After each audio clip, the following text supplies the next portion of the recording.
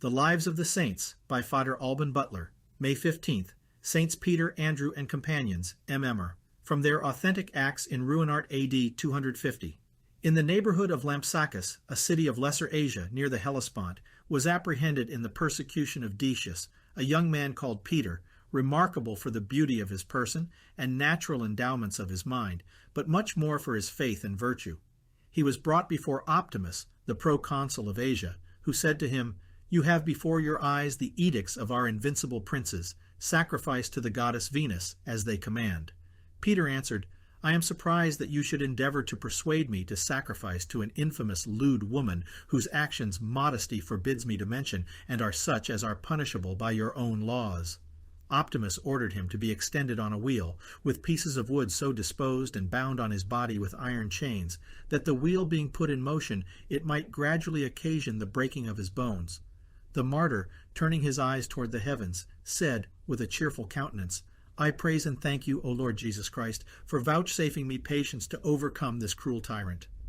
Optimus, seeing his unshaken resolution, ordered his head to be struck off. After this execution, as the proconsul was going to set out for Troas, a city in Phrygia, built by Alexander, near the ruins of the famous Troy, 3 other Christians, Andrew, Paul, and Nicomachus, were brought before him. He asked them whence they came, and what was their religion.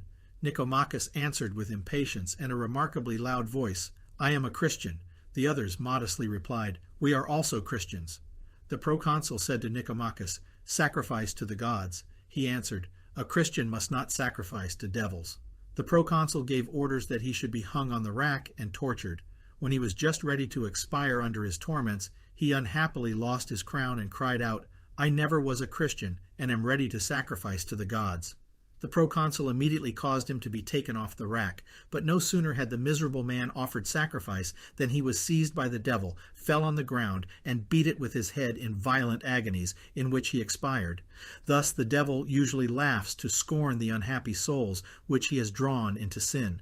He lures them with great promises, but being the father of lies, pays them with treacherous shadows, or often with bitter disappointments and calamities, a wretched exchange for their souls and eternal happiness. God afforded his other 2 servants a comfort under their affliction for this loss. Denisa, a tender virgin about 16 years old, who was standing by, was struck at this misfortune, and said, "Unfortunate wretch, why wouldst thou bring upon thyself eternal torments for the sake of a moment's ease?" Optimus, hearing these words, asked if she was a Christian. She confessed she was. He then required her to sacrifice, and threatened to expose her to prostitution and burn her alive in case of refusal. Finding his threats made no impression on her constancy, he ordered her to be put into the hands of 2 lewd young men to be deflowered. They took her with them to their lodgings, whose endeavors to force her she resisted so long that she fairly tired them out. About midnight they were surprised at the appearance of a young man, glittering with light, which diffused itself over the whole house. Upon which they were seized with fear, and cast themselves at the feet of the Holy Virgin. She raised them up, and bid them not be afraid, saying, "This is my guardian and protector," and they earnestly besought her to intercede for them, that they might come to no hurt. The next morning the mob, stirred up by the priests of Diana, beset the house of the proconsul, demanding in a tumultuous manner to have Andrew and Paul delivered up to them. The proconsul, to humor them, having caused the martyrs to be brought forth, bid them sacrifice to Diana, which they refusing to do, he ordered them to be most inhumanly scourged, and then to be put into the hands of the rabble, and by them to be stoned to death. The populace, without further delay, having tied their feet together, dragged them out of town in order to stone them. While they were under execution, Denisa heard the noise, and began to weep and wail bitterly, and having escaped from those who guarded her, ran to the place where they were, and upon seeing them cried out, "That I may live with you eternally in heaven, I will die with you on earth." The proconsul, being informed of the wonderful preservation of her chastity, her escape, and desire to die with the martyrs, ordered her to be taken away from Andrew and Paul, and to be beheaded at a distance, which was accordingly put in execution. If the martyrs had not been crucified to the world, they would never have attained to their crowns. There is a love of the world, which, though it be not either for the matter or the degree of it criminal enough to destroy the hopes of salvation, yet abates our vigor, hinders our perfection, and bereaves us of many degrees of fervor.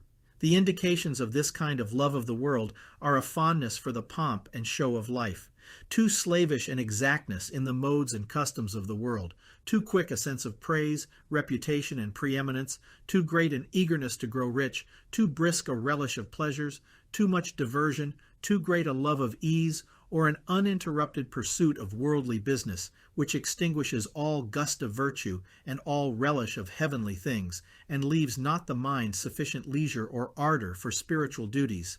These are symptoms of a soul tainted with a love of the world, which exceedingly checks the vigor of the mind. The means by which this defect is to be overcome is frequent meditation on eternal truths. One who has these deeply imprinted in his heart will have no great taste of the honors, or the pleasures, or the interests of life. He will never be slothful or remiss, but always fervent in spirit serving the Lord, and will have no emulation but for good works, no ambition but for eternal glory.